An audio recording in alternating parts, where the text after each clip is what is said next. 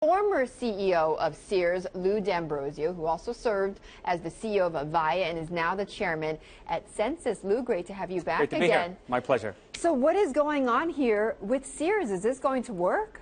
Look, I think what Sears is doing is actually very smart. They're basically injecting greater liquidity into the company. And obviously, the stock's up 20–25%, so the market liked it. Right. I think they liked it for two reasons. Number one, it provides the company greater flexibility. But number two is the largest shareholder, who's also the chairman and CEO, Eddie, has put an additional multiple hundred millions of dollars of his money so he's into got the company. More skin in the game. Yeah, look, he's a smart guy. He's an incredibly smart man. And if he's showing the confidence behind the couple 100,000 people that are working in the company to add more flexibility, he's saying, and it's a rights offering, so everybody has the opportunity to invest on a pro-rated basis. Right. So Fairholme said they have to look at the price and see whether they're going to do this or not. Exactly. And he's saying, look, I believe in the company.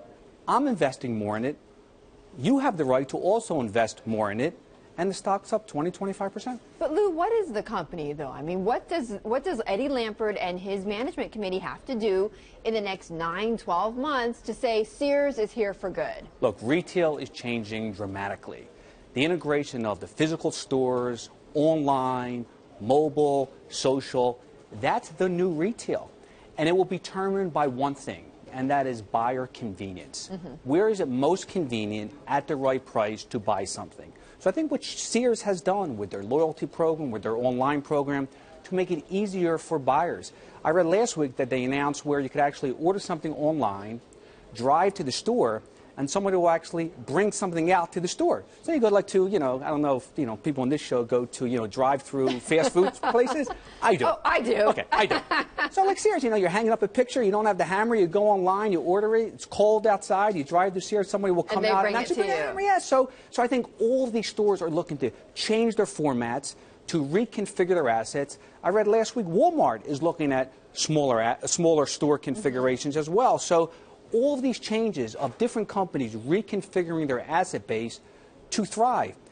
Their company has a very large set of assets, a couple 100 million square feet of real estate. Right. I think what they're trying to figure out is how much physical assets do we need, and more so, how do we go to a smaller asset base and a more kind of member-centric base to do well. But some of the skeptics, though, Lou, of Sears, is that maybe the only valuable thing right now about Sears is the land that they own. That's really the only asset that they can brag about.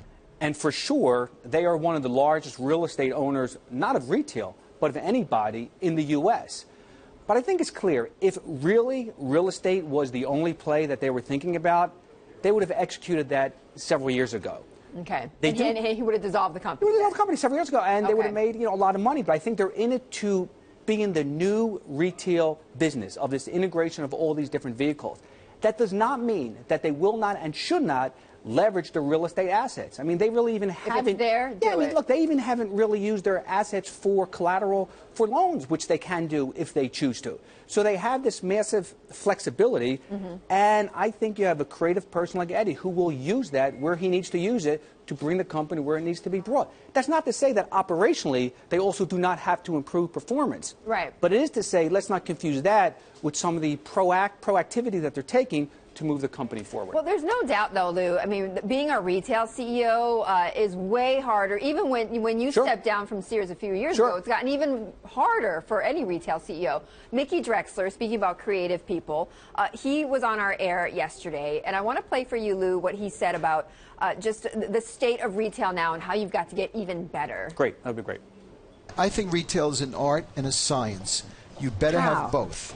You better have creative, or else if you don't differentiate your product, move forward, design it well, or have something that is not available and you're just building on price, you're going to eventually lose because someone will sell it for cheaper. Is that kind of a shot at Walmart, by the way? You can't compete on price alone. Well, let me just say this. I think he's right. I think it is an art and a science. The only thing I would add to that would be speed. This industry is changing dramatically. So the days where people would only go to the store, they're gone. They're over. They are never coming back. So on top of the art and science is how do you do that with speed? And how do you find that balance between being bold without being reckless? Because if you don't change, you're going to die. I mean, look at the retail stores and what has happened to them. Look at Borders, look at Blockbusters, look at Tower Records.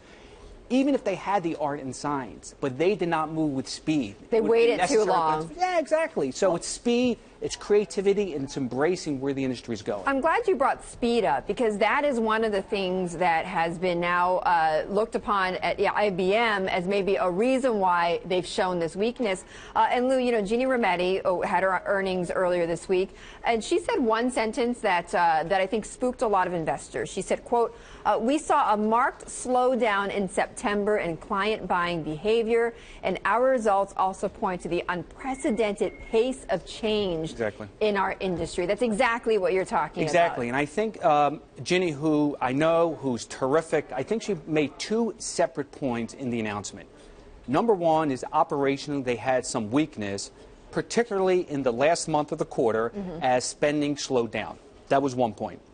The second point was this industry is moving at unprecedented rates. So I think what you're going to see IBM is, yet again, accelerate its reinvention. They've done it masterfully in the past. Under Lou Gerstner, under Sam Palmisano, and now Ginny is saying areas like the cloud, like mobility, like security, have to be accelerated. We have to reinvent further. Part of that announcement was they essentially sold off their manufacturing business. Right. Because it's saying it did not fit in the current configuration.